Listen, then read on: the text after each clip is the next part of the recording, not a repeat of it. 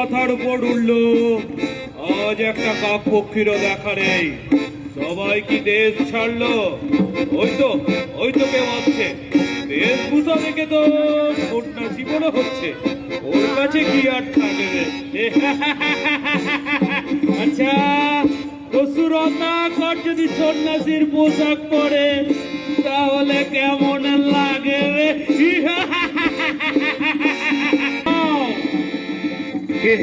কে তুমি? কি চাও?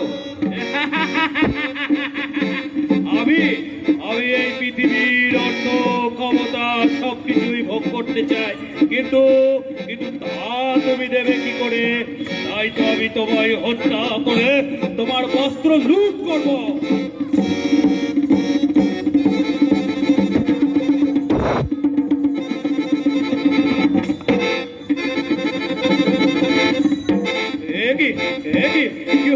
কি হলো? আমার হাতটা নাড়াতে পারছি না কেন? কে তুমি? রত্নাকর সন্ন্যাসী যে পথ দিয়ে যায় তার চতুর্দিকে দৈর্ঘ্যে পোস্তে প্রায় 4 কোষ পথ তীর্থক্ষেত্রে পরিণত হয়। হাজার মানুষের অন্ন কেড়ে নিয়ে যে রাজা সে যে সমাজ শাসন করে, তাকে একটা সন্ন্যাসী হত্যা করার জন্য এত পাপ পুণ্যের হিসাব দিচ্ছ তুমি? কেউ বহন করবে কিনা? আর আমি চলে যেতেই তুমি যদি পালিয়ে যাও? নারায়ণ নারায়ণ, ক্ষমতাবান লোকেদের পালিয়ে যাওয়ার রাস্তায় কেউ বাধা হতে পারে না। তোমার এই শক্তিশালী তরোয়ালকে আমি যদি বাধা দিতে পারি তবে তো। তা ঠিক, কিন্তু বেশ, আমি যাচ্ছি, তাড়াতাড়ি তোমার প্রশ্নের উত্তর নিয়ে ফিরে আসছি।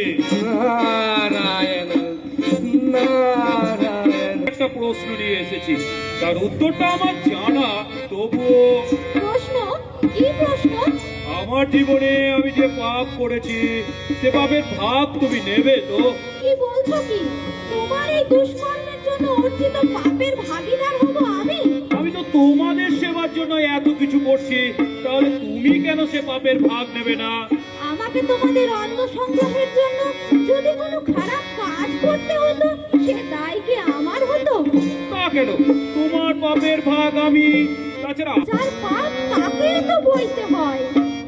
বেকুতি পিতা, আমি যাদের প্রতিপালনের জন্য পাপ করেছি তারাই আমার পাপ নিতে অস্বীকার করছে আজ প্রভু। একবার মরার ভান করে দেখো রত্নাকর, দেখবে পিতা মাতা স্ত্রী পুত্র সকলের আসল রূপ বেরিয়ে এসেছে। আমি পাপের প্রায়শ্চিত্ত করতে চাই প্রভু। আমি এক্ষুনি যাচ্ছি প্রভু, আমি এক্ষুনি যাচ্ছি। বড় সব জল শুকিয়ে গেল, আমি কি আমার পাপের প্রায়শ্চিত্ত করতে পারবো না? এবার আমি কি করব প্রভু? বলো রাম রাম রাম।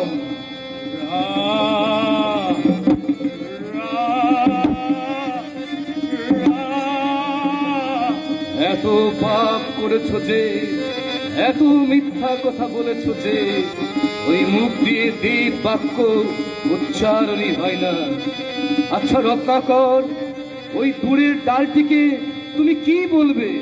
আগে প্রভু মরা ডাল প্রভু। করবে কায়দা করে মরার রয়ে কোষে জোর দেবে। বলো বলো।